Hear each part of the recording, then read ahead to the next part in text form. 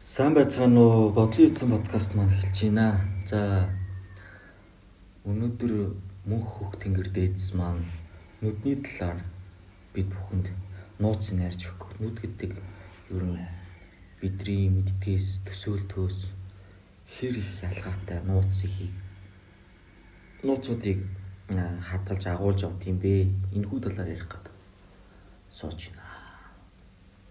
Амар байна уу дээдс? За молон оршиж байна. Та бүхэн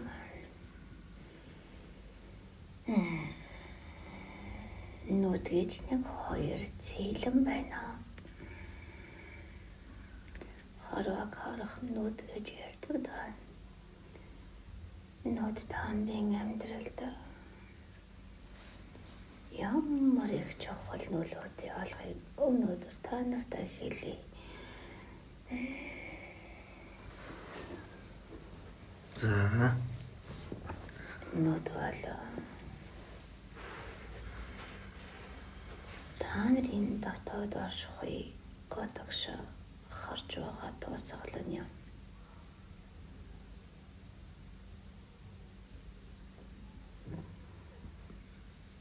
Дотоод оршихуй чинь бүгд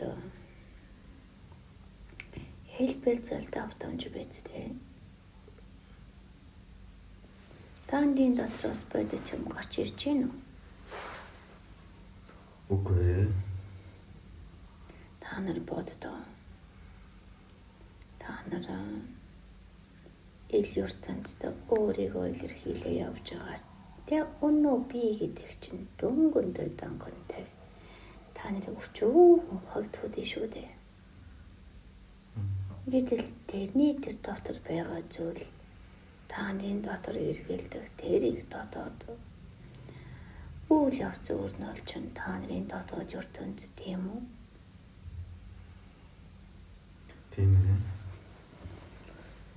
Тэгвэл тэр та нарт бодиттой мэдрэгдэх өөрийн гэсэн онцлогтой. Та нар дотор байгаа зүйлээ бүгдийг нийлжиж гаргаж чадахгүй.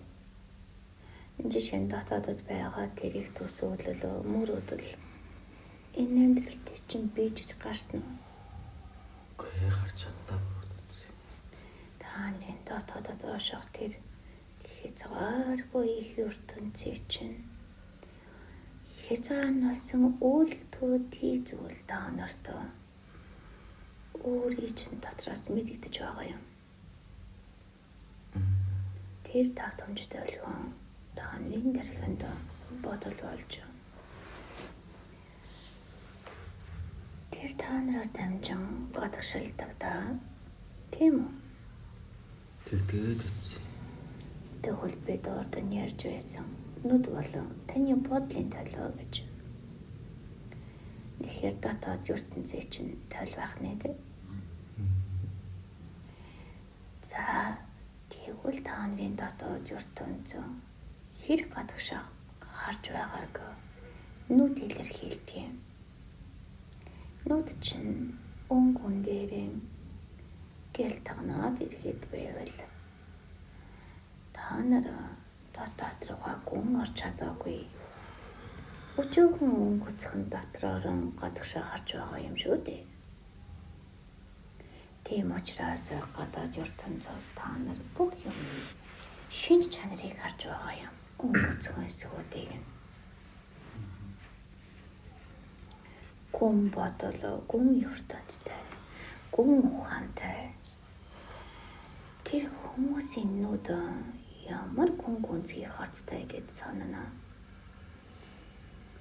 Тэгвэл та нар хүмүүний нүдээр түүний гүнийг нь тодорхойлж болох нэ дээ. Тийм байна. За тэгвэл та нарын нүдний өг юу илэрхийлэх вэ? Ямар ногоон нүдтэй, ямар хар нүдтэй, ямар цэнхэр,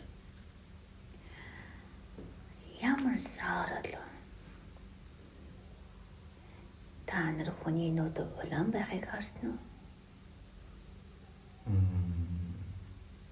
Хараагүй байна. Та нар Хүний нүд өөр моц одоо алаг еврейхийн нүд шиг байхыг харсан уу?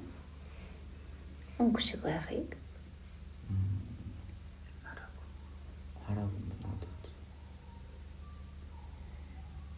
Хүний нүдийг та нар харахад нэг боорохоор чин хэрмэт харагдаад байгаа боловч яг бүтцлээ дууртаад хараад томруулаад нарийн бүтцийг харуул ямар нарийн бүтцтэй гэж санана.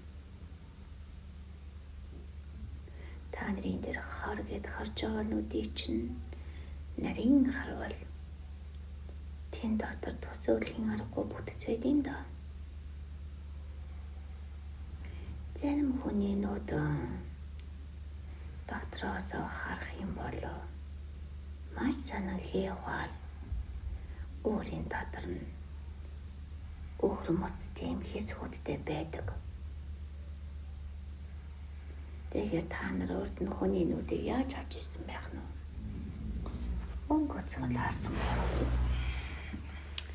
Тэгвэл энэ нүдний бүтэц тэр өнгө айсын цаана юу байгаад байна? Та нарын дотоод давтамж чинь байгаа үстэй.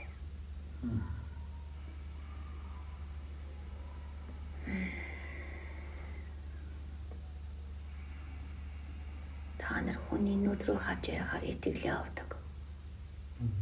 Тэр хүнийг таниад байгаа мэдрэмж авдаг тийм үү? Тийм үү дээ. Нүдээ хүн рүү харуулахгүй ярьдаг хүмүүст итгэдэг үү? Итгэдэг. За энэ юу гэсэн үг вэ? Та нар тэр хүний нүд рүү харж дотоод ертөнцийн нэвт шавж өөрийн сүнс чинь тойлдож өөрийн ухаан чинь наан өөрийн ухааны хэмжээтэй тэр хүний ухааныг тойлдог байна шүү дээ. Нүд бол тойл юм. Тэгвэл далд ертөнц ил болно гихчээр та нарын далд ертөнц та нарын махан биен дээр ил болчиход байгаа юм бол та нарын нүд та нарын тэр далд ертөнцийн бүх давтамж толгойныг илэрхийлнэ. Хүн нүдээр маш их энерги алдаж байдаг. Яагаад хүний нүд рүү харж яриад байдаг гэхээр түүний ил талд ертөнцийн бүрэн мэдэрчиж итгэл олж авдаг байна шүү дээ. Итгэлцлийн итгэж болох амин урсгалаа солилцож болох үгүйгээ. Хүмүүний нүдээр нь хараад тэр хүн аль хэдийн таньдаг юм шиг мэдрэмж авдаг. Тэр нь та нарын сүнснүүд бие биентэйгээ маш олон удаа харилцаа холбоо тогтоосны шинжүү дээ.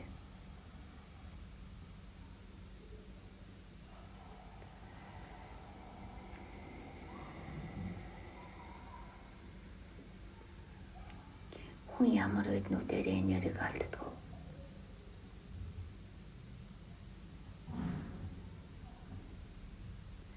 Хүмүүс ярьдаг штеп. Нүд маш их чиллээ. Нүд арга. Нүдний чинь одоо ядрал мэдрэгдэж байгаа бол яг одоо та маш их эрчим энерги алдаж байгаагийн шинж. Ямар үдийн их эрчим энергийг алдах нь. Та нар нэг сайхан бодоод ярьдаа. Чөх ухаанаа уралдвал яадаг юм.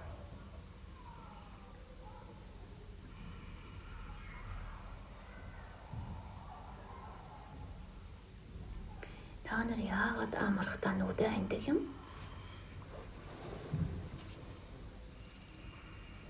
Та нар яагаад төвлөрч бясалгал хийхдээ нүдэ ханаад байгаа юм? Таны нүд андаг нэгддэг бүтэцтэй байна.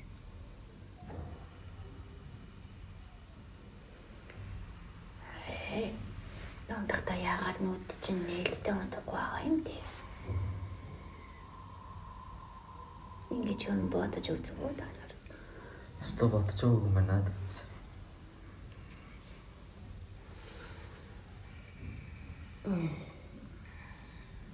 Сонстана өөрөөрөө дамнуулаад босод руу нүдээр чинь дамжуулаад ирчим оруулж байдаг юм. Одоо жишээ нь сүнсний ядралтай сүнснээсээ ирчимээ нэрийг дутаж авсан. Цаанаасаа сүнсэнд хүчээ алдсан хүмүүс рүү харахад та нараас өөрийн ирэхгүй ирчим нүдээр чинь дамнан гардгийн алдагдана гэсэн үг. Яагаад гэвэл бид далд ертөнцийн хүссэн хүсээгүй нэг цол шүү дээ. Тийм учраас би биний ухамсаргүйгээр тэтгэж байдгийн сүнснүүд нь маш их ядарсан зүудэрсэн амьдралаар амьдарж байгаа хүн цаанаа сүнс нь адилхан ядарсан байдаг штэ. Мэдгүй. Тэдний нүднээс нь гарахад л мэдэрнэ. За тэр үе та нараас ирчим өөрийн ирэхгүй урсаж байдаг бахан. Та нар ямар ч хамгаалт тавиад нэмэргүй. Тэгээд дараа нь маш их ядарснаа мэдрээд хэсэг дуг хийж сүнстэн дээр цаанаа амин ирчмэн босоод амьсаас нүхтгийн даалтаа бүгд нэг гэж шүү дээ. Тэгээд хэсэг амраад босоод ирэхээр хүчтэй болчихж байгаа юм. Тийм байна. Тэгвэл цаанаасаа ирчимийн нэрэгтэй хүн байна гэд хүмүүс мэдрээд байгаа нь нүүдэрээ өгөлцөж авдагтай холбоотой шүү дээ. Ирчим авсан хүмүүс дотроосоо баяр хөөр төрөөд сүнсний цэнгэл эдэлж энэ хүн ястаа сайхан ирчимтэй юм байна. Энэ хүн агуу юм байна. Мөн үү? Энэ хүнтэй уулзраад соосны дараа амьдрал минь өөрчлөгдөж амьдралд минь дэвшил гарлаа. Яасан байх нь? Тэрийг мэдрээдээ шүү дээ. Тэгэхээр хүмүүс бид чинь ухамсартай ухамсаргүй бүгдийг мэддэг юм шүү дээ. Та нар өөрсдийгөө бүх жижигт тооц. Та нар өөрсдийгөө бүх өчүүхэн болгож бод. Та нар ч агуу бүхлийн хэсэг үү дээ. Тэгэхээр би бинийхээ нүд рүү хараад ширтээд харин урсгаач. Ирэмгүй. Өөрөөр хэлбэл би рүүгээ ирчмээ өгөлдөө. За бусдын нүд рүү хараад энэ хүнд итгэж болох юм байна гэж бодож байгаа бол сүнсээ танихаас гадна тухайн хүн ирчимгүй учраас тухайн хүний сүнснээс нүдээр нь дамжуулаад ирчим авчиж байгаа юм. Тэгэхээр итгэж болно. Сүнсийг нь хүндэлж байгаа биз? За энэ бол зүгээр ихний хэсэг нүдийг тайлбарлах. За бүр цаашаа ухая.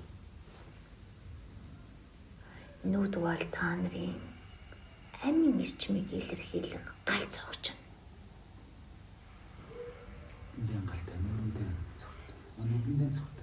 Эй, тэр яасан байх нь сүнсний ажлаа хийгээд ихэлсэн. Сүнсний хан өөрөг даалгаврыг таньж мэдсэн. Түүгээрэн амьдарч байгаа хүмүүсийн нүд галц огтой. Хүүхдүүд багтаа нүдэндээ галтай байдаг тийм үү? Тэр чинь сүнсээрээ байж шүү дээ. Ойлгоно уу? Тийм байна. За тэгэхээр та нарын сүнс идэхтэй идэхгүй нүдээр чинь таньж болох нэ дээ. За өөр ахал ухай. Та нарын нүднээс маш их хайр мэдрэгддэг. Таны бүтээгч хүч харагдаад байгаа юм. Хүнд өгөхийн төлөө төрөөд өгсөөр байгаа хүмүүсийн нүд зүгээр л маш тогтун тэр чигтээ хайрын мэдрэмжээр дүүрэн харахад л хайраар цадаж ханахаар байдаг. Хайр гэдгийг тайлбарлал байгаа тийм үү? Тийм ээ. Эндийгээр тухайн хүнсний бүтээгч чанар түүний нүдээр дамжин хайр болон илэрхийлэгдэх нэ. Тэгвэл бусдад өгдөг хүнийг сүнсний өглөгч үү? Зөвхөн энэ оюун ухаан одоо байгаа жижиг зүрх сэтгэлээрээ өгөөд байна уу гэдгээс хамаарат нүднээс нь л хайр урсаж мэдрэгдэх нэ.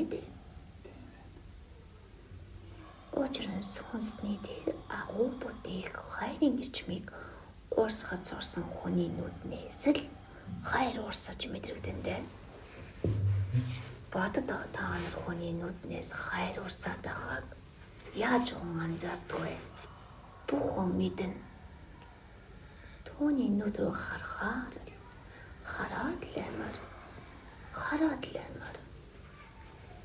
хараад ханашгүй нүд гэж тэрдэ.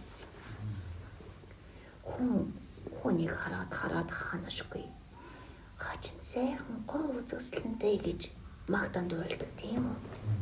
Харцнаас чинь хайр мэдэрлээ гэдэг тийм үү? Тэр чинь юуг нь хараад байгаа юм? Сүнсийн нүдийн хараад ханахгүй шүү дээ. Яагаад ханахгүй байгаа юм? Яагаад гэвэл тэдэнд өгөж дуусахгүй их хайр гараад өнөөд үлэн сүнсээс сэрэхээр их хэмжээний тэр хайрыг мэдрээд сүнсэн сэрэх хэмжээний хайр одоо дүүрэхгүй байгаа учраас ханахгүй шүү дээ. Тийм болохоор тийм хүмүүсийг дахин гарахыг хүсдэг. Ямар агуу харц гэж санаа тэр. За нүдний өнгө нь ховлаад байдаг хүмүүс байдаг. Тийм яг тэгдэг тий. Тэр бол сүнс нь маш хүчтэй, хувьсагч чанартай сүнстэй хүмүүс тийм байдаг. Жишээ нь дотроо сүнсийнх нь доод хэмжээсийн ус хонзон шунал бадар бол хүний нүдний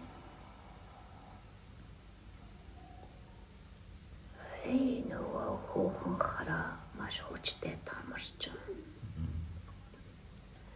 Та нэг аимшигын канон дээр сүнсний нүдийг хардаг баха.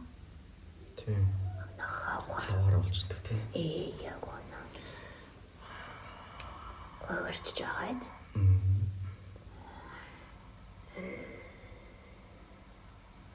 Маш их айдас хойдас. Түүнийг дэмжсэн сэтгэл хөдлөлт хүнээс гарч байгаа үед хүний нүд нийлэн хөдөө харлаач. Маш хүчтэй чөтгөр шууламлаг бүтцтэй болдог. Ойлгосноо. Тэгвэл нүд улаанаараа эргэлдэн гэж юу гэлэх вэ?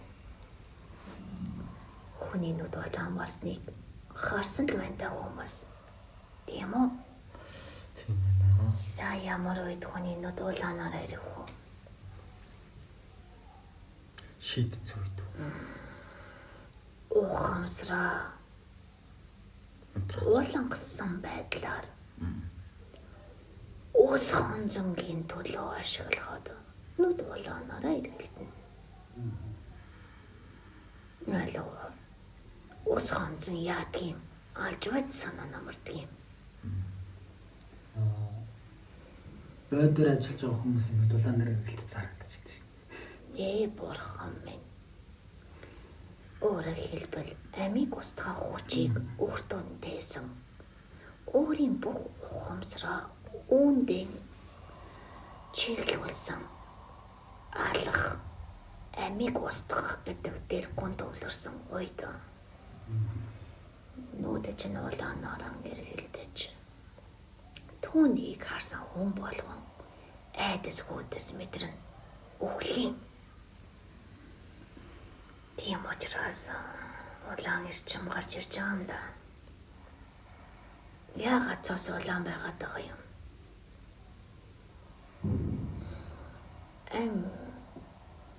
Түүнийг тэжигч ирчим шүү дээ цус чинь. За тэгэхээр энэ удаалаанаар эргэлддэг байх нь түүний юу ч зогсоож чадахгүй нь тодорхой болсон гэсэн үг тийм үү? Тийм байна. Ямар ч ухамсаргүй болтлоо. Хувирчихсан явна.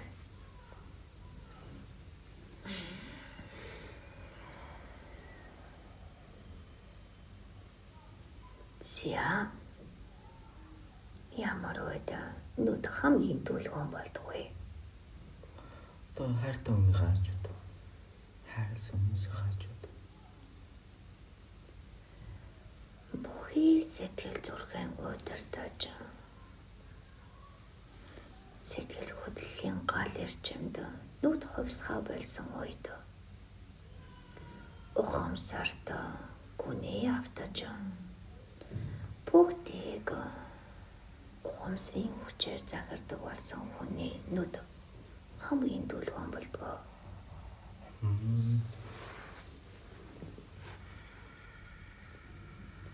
Эрдэмтэй хүн дараа түлхүүн гэж ярьдаг шүү дээ. Нүд дээр нь хараад хийлээд байна. Тэд сэтгэл хөдлөлд автаж хувьс хийхгүй.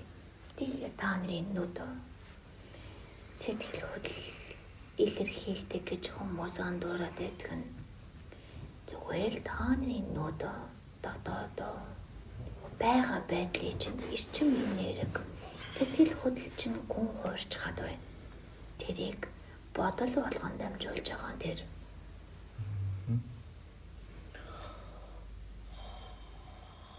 Тухайн хүний нүднээс хараад тэр хүнийг уншиж болно гэдэг чинь шүү дээ. Тэр давтамж толгойн уншаад байна гэсэн үг тийм үү? Тийм ээ. Тэгэхээр сэтгэл хөдлөл бидний нүдээр бас илэрдэг. Гэхдээ яг сэтгэл хөдлөл тэр чигтээ илэрдэггүй юм. Түүний хувьсгасан их эрчим түүний цүнсний тэр давтамж толгойд хувираад бодол болсон нь мэдрэгдэж уншигдэж байгаа юм шүү заа юу.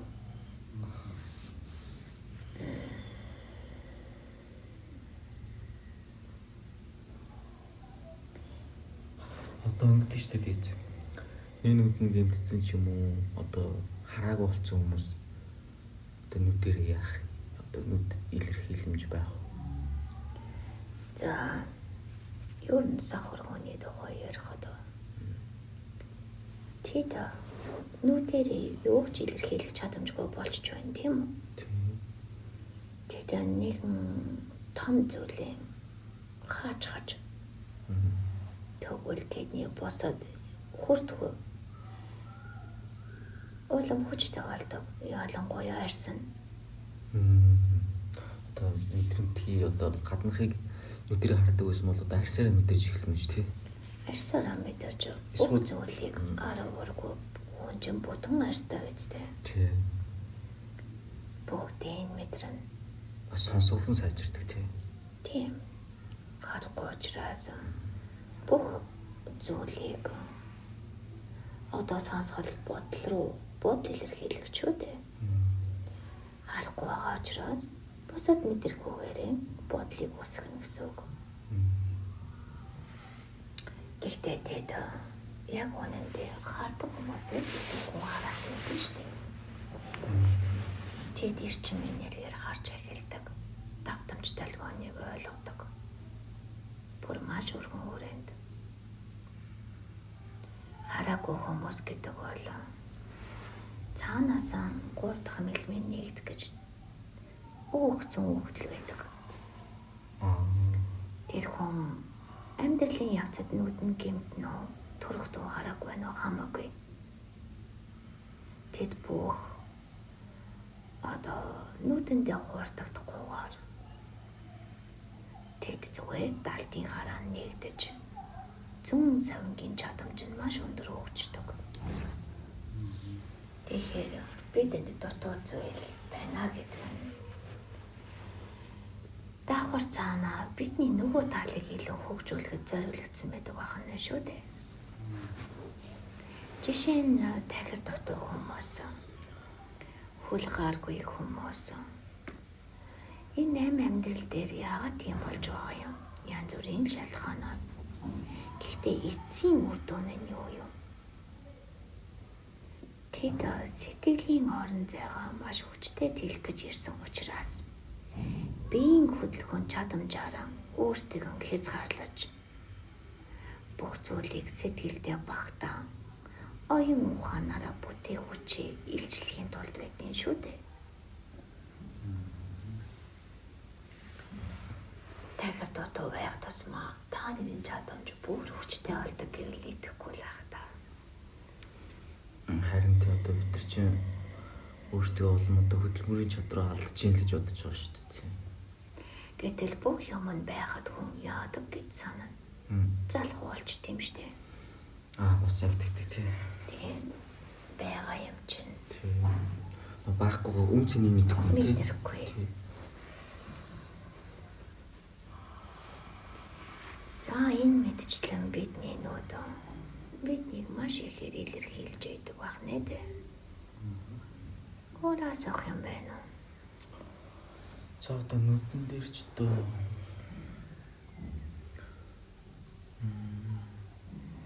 одоо нүдний өнгө ярьсан шүү дээ та дэцээ түрүүн. Тэгээ яг цэнхэр нүдтэй нь ямар хүмүүс байгаад гэдгийг шарн яадын, борн яадын, зарим бүр ингээд түрүү нөгөө нэг өнгөнүүд ингээд солигдоод идэв та түрүү хэлсэн шүү дээ. Бусд нь одоо яг ямар шинж тэмдэгтэй байгаад идэв.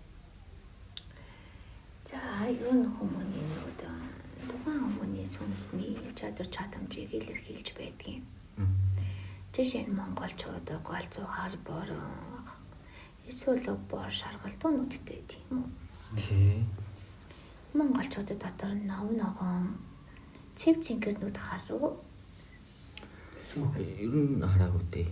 Тэдэр нь за нэг яг цөөхөн юм да тийм. Ногоон цэв. За үнэхээр ногоон цэнгэр хоёр нүдтэй хүн дундаасан өөр нүдтэй хүнийг төрүүлж болох юм.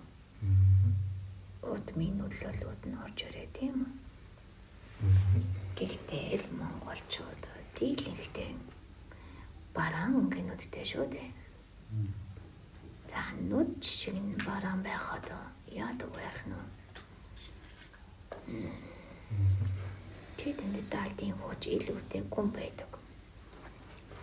Даалдын хүч илүүтэй гүн байх. Одоо жишээний та нараа харахгүй гүн хавцал улам хар байдаг. Хотгийн орол харагддаггүй тийм үү? Тэгвэл даалж ортондоо маш их хүч чадлыг эзэмшдэг. Өөрийн орон зайн хязгааргүй тэлмэл өгөлтэй хүмүүсийн нүд бараан байдаг. Одоо энэ Азийн орны хүмүүсийн нүд бас бараан. Гэхдээ яг үнэхээр тэнд Монгол өвөл хэр байхаас шалтгаалаад адилхан бараан ч гэсэн ялгаан тодорно. Нүднээс нь харахад л ирч буч ирч мэрэн л мэдрэгдэх нь шүү дээ. Сүнс нь уушигдана тийм үү? Тийм байна. За тэгвэл голцоо цэнхэр нүдтэй хүмүүс даалдтаа энэ дэлхийд хувьсгал хийх гэж ирсэн хүмүүс. Одоо барууныхан Европ Арга талдаа шүү дээ. арга тал дээр. Тарихны өвөл өндөртэй хүмүүс. Нэг гүн рүүгээ нэвчээд байхгүй. Наана нь тарихны хөгжлийг өндөр суулгасан хүмүүс гэсэн үг. Монголчууд бол тарихны хүчээр хол явахгүй. Тэд сүнсний хүчээр л хол явна. За ногоон нүдтэй хүмүүс байдаг тийм үү? Ном ногоон, гүн ногоон, ер нь ногоон зүйл ихтэй ороод ирвэл тэдний сүнсэнд ид шидийн хүчүүд байдаг. Шидийн навяас чадамжтай нүд. Өөрөөр хэлбэл даалж ертөнцөөс өнгөцхөн төдий ил ертөнцөөс илүү ихийг аваад тэр хоёрыг холхоод ногоон төрлийн нүд гарна.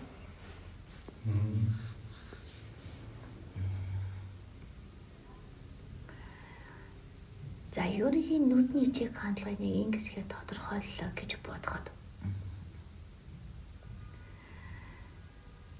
одоо нэг зүйлийг ярих хэрэгтэй байгаад шүү дээ.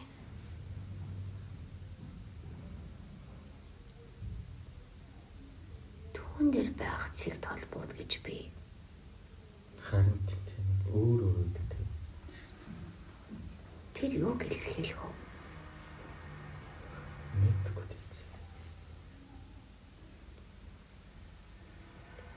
Тэр та нарын сонсны маш хүчтэй гүн нууцуудыг илэрхийлж байдаг. Цэг толб болгоны ард сүнсний нууцлах чадамжууд байдаг. Тэр болгоныг илчилж нээхэд түлхүүр анс шаардлагатай. Түлхүүр ансууд нь тэд гэрийн ухаарлууд байдгийг. Илтнүүдэн дээрээ өөр мэс толбууд агуулсан хүмүүс болов. Энэ дэлхийд нууц тээж иргэсэд.